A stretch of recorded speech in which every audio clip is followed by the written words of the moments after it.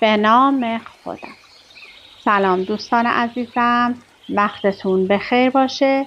پادکست صدای سکوت امروز رو با کتابی زیبا و جذاب شروع میکنیم. گیاهی به نام خودم. نویسنده کیم اینجا هستش و آقای رضا رستمی این کتاب رو ترجمه کردن و انتشارات نارنگی در سال 1404 این کتاب رو در تهران چاپ کرده. لطفاً با من همراه باشید تا این کتاب زیبا و جذاب رو با همدیگه کشفش کنیم. این کتاب با زبانی ساده و مثالهای ملموس به موضوع مراقبت از خود، عشق ورزی به خویشتن و پرورش فردیت می‌پردازد و راهکارهایی برای مواجهه با چالش‌های روزمره ارائه می‌دهد. گیاهی به نام خودم در فضای میان خودیاری و تأملات فلسفی به دغدغه‌های فردی و روزمره می‌پردازد. نویسنده با الهام از استعاره باغبانی، مراقبت از خود را به پرورش یک گیاه تشبیه می‌کند و هر فصل کتاب را به پروژه‌ای برای شناخت و رشد شخصی اختصاص می‌دهد. این اثر در سالهای اخیر و در دورانی که توجه به سلامت روان و خود مراقبتی اهمیت بیشتری یافته نوشته شده است. کتاب با نگاهی جزئی‌نگر به عادت‌ها، احساسات، روابط و حتی خریدهای روزمره تلاش می‌کند مخاطب را به بازاندیشی درباره سبک زندگی و ارزش‌های فردی دعوت کند. نویسنده از تجربه‌های شخصی، مثال‌های ملموس و تمرین‌های عملی بهره می‌گیرد تا خواننده را به سوی خودشناسی و پذیرش جنبه‌های مختلف وجودش سوق دهد. در کنار این، کتاب به اهمیت ثبت احساسات، توجه به بدن و حتی زمانبندی برای استراحت و تفریح می‌پردازد و با زبانی صمیمی خواننده را به تأمل درباره زندگی روزمره و ارتباط با خود و دیگران فرا می‌خواند. پیام اصلی گیاهی به نام خودم حول محور مراقبت از خود و پرورش فردیت می‌چرخد. نویسنده با استفاده از استعاره باغبانی پیشنهاد می‌دهد که هر فرد باید مانند یک گیاه به رشد و شکوفایی خود توجه کند. کتاب با طرح پروژه‌های کوچک و قابل اجرا خواننده را به ثبت احساسات، مراقبت از بدن، تنظیم عادت‌های غذایی و رفتاری و حتی توجه به محیط اطراف دعوت می‌کند. تأکید بر عشق به خود، پذیرش ضعف‌ها و شکست‌ها و تلاش برای بهبود مستمر از دیگر پیام‌های کلیدی کتاب است. نویسنده به اهمیت زمانهای خالی، لذت بردن از لحظات ساده و حتی ارزش تلف کردن زمان برای بازیابی انرژی اشاره می‌کند. همچنین کتاب به موضوعاتی مانند مدیریت روابط، تعیین مرزهای شخصی و مواجهه با احساسات منفی می‌پردازد و راه‌هایی برای رهایی از قضاوت‌های دیگران و پذیرش خود ارائه می‌دهد. در مجموع کتاب بر این باور است که خودشناسی و مراقبت از خود نه تنها به رشد فردی بلکه به بهبود کیفیت زندگی و روابط انسانی منجر می‌شود. این کتاب با رویکردی ملموس و تمرین محور به دغدغه‌های روزمره و چالش‌های ذهنی و عاطفی می‌پردازد و راه‌هایی برای مراقبت از خود و رشد فردی ارائه می‌دهد.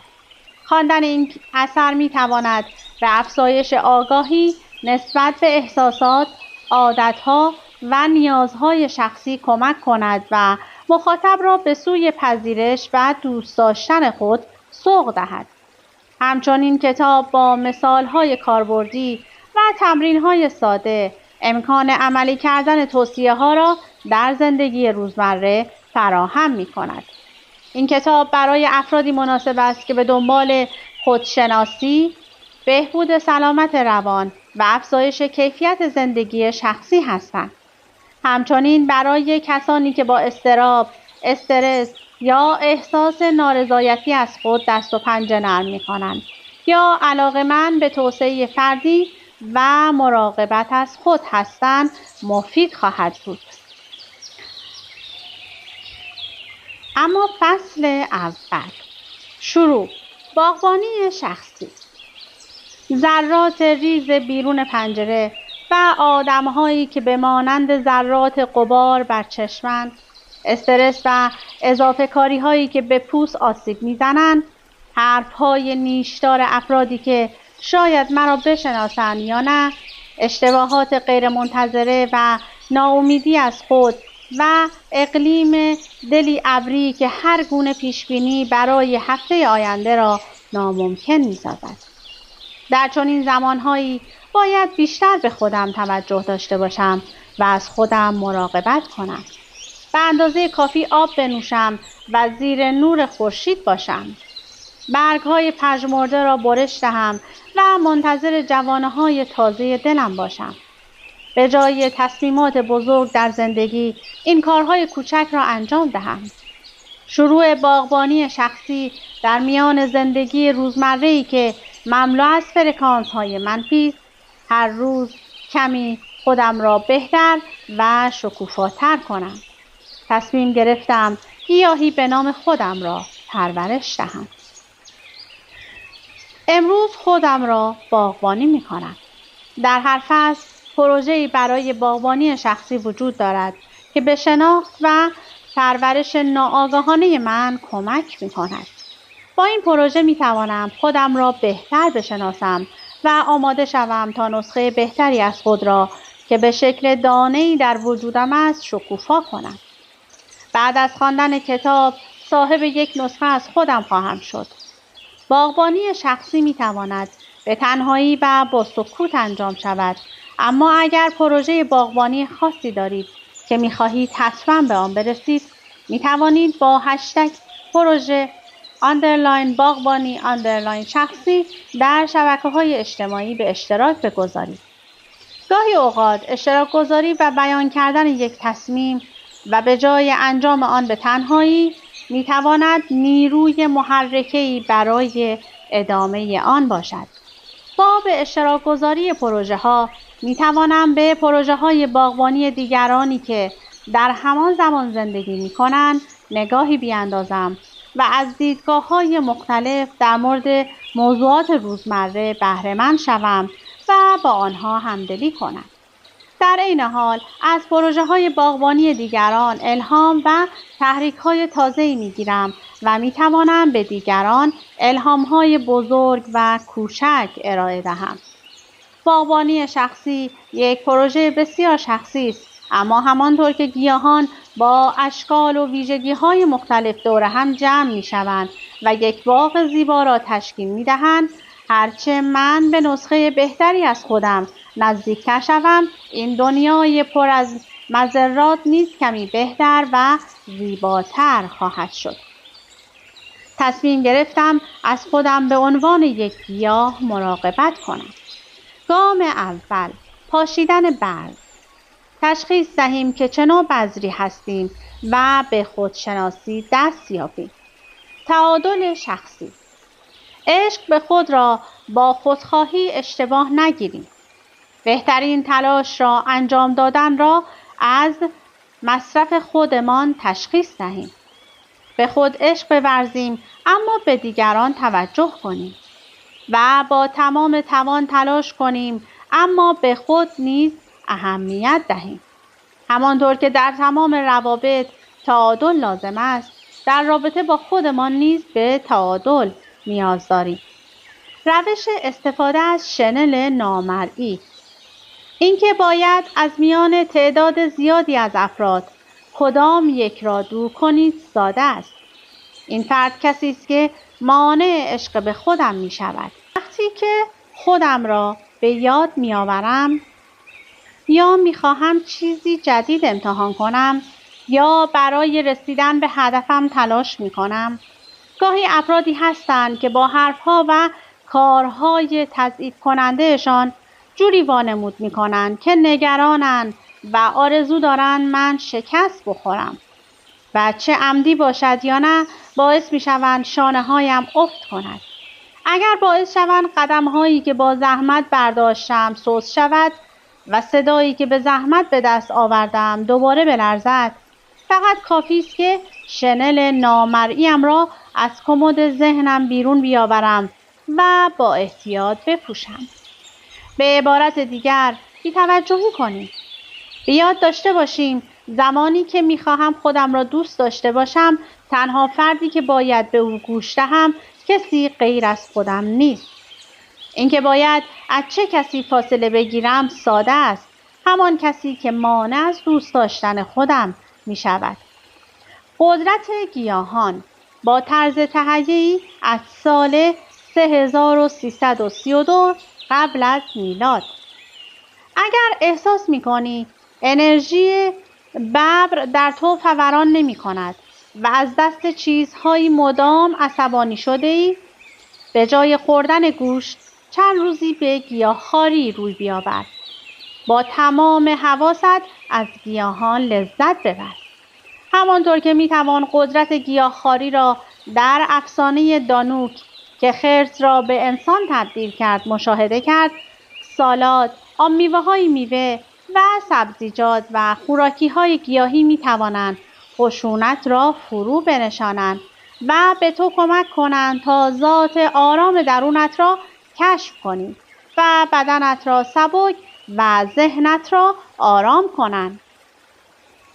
پس از شب نشینی به تنهایی، آب میوه خیار که خاصیت خنک کنندگی دارد، در روزی که از رئیس خود انتقادات ناخوشایندی شنیده ای، سالاد کاهوی آرام بخش، در روزی که با دوستت حسابی پیامک رد و بدل کرده ای، هویج که برای چشمانت خوب است، در روزی که با عشقت دعوا کرده ای و ناراحت هستی، خوراکی اسفناج که دوپامین تولید می کند و برای اینکه خودم را در آینه دوست داشته باشم، آب گوجه فرنگی پخته که برای پوست مفید است.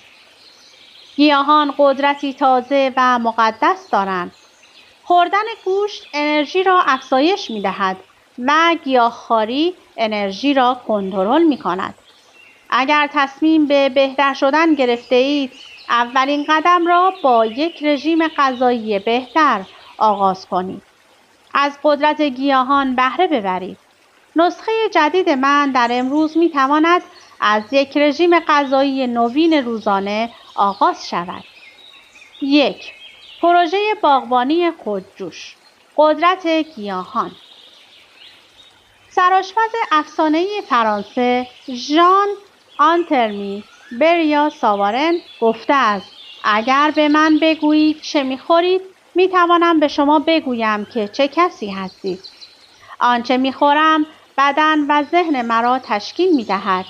پس آیا من به اندازه کافی غذای خوبی برای بدن و ذهنم می‌خورم؟ اگر این روزها به شدت حالتان خوب نیست و به راحتی خسته می‌شوید، ممکن است به خاطر غذایی باشد که خورده‌اید. اخیراً طی یک هفته رژیم غذاییم را یادداشت کردم و می‌خواهم آن را تغییر دهم و از یک رژیم غذایی بد به یک رژیم غذایی تازه که می‌تواند مرا به حال خوش و شرایط خوب برساند منتقل کنم. می توانید با چند عدد گوجه فرنگی گیلاسی، چند عدد مغز آجیل یا حتی کمی افزایش مصرف آب شروع کنید. اگرچه نمی توانید به 100% برنامه غذایی مورد نظرتان تغییر دهید، اما اگر به تدریج عمل کنید، قطعاً تغییرات واضحی را احساس خواهید کرد. همچنین این واقعیت که شما برای بدنتان کاری کرده اید، حس موفقیت را برای شما به ارمغان خواهد آورد. اینجا 2 جدول داده. 1. ثبت غذاهایی که در هفته گذشته خوردم، نترسید، رژیم غذایی تا کنون. و جدول بعدی ثبت غذاهایی که میخواهم از رژیم غذاییم حذف یا اضافه کنم، رژیم غذایی از این به بعد. یک تکه کیک و آرامش. فقط با انجام کارهایی که دوست دارم می توانم خودم را شکوفا کنم. اما کارهایی که دوست دارم را نمی توانم در زمان آزاد انجام دهم. زیرا در دنیای امروز زمان آزاد مانند ساعتهای نسخه محدود است که به راحتی در دسترس نیست. بنابراین بیایید مفهوم زمان آزاد را کمی تغییر دهیم. مانند جدا کردن یک تکه کیک برای یک فرد عزیز، باید بخشی از زمان روز یا هفته را از قبل برای انجام کارهایی که دوست داریم اختصاص دهیم. باید زمانی کاملا برای خودمان ترتیب دهیم. زمان آزاد پیش آمدنی نیست، بلکه چیزی است که باید آن را در نظر گرفت و از قبل برنامه ریزی کرد. آرامش چیزی نیست که خود به خود به وجود بیاید، بلکه چیزی است که باید آن را مهیا کرد. احساسات شب، بررسی صبحگاهی.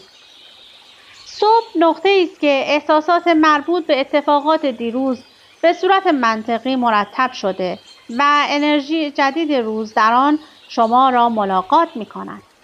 بنابراین اگر صبح‌ها با افکاری که حال شما را خوب می‌کنند بیدار می‌شوید، زندگیتان در مسیر درستی است. اما اگر چنین نیست، خوب است که یک بار زندگیتان را مرور و بررسی کنید. از طرف دیگر شب زمانی است که ذهن آزادتر می شود. اما همزمان احساسی مثل دلتنگی، پشیمانی، غم و افسردگی بدون دعوت ظاهر می شوند. شاید به همین دلیل است که گرگنماها فقط شبها به گرگ تبدیل می شوند.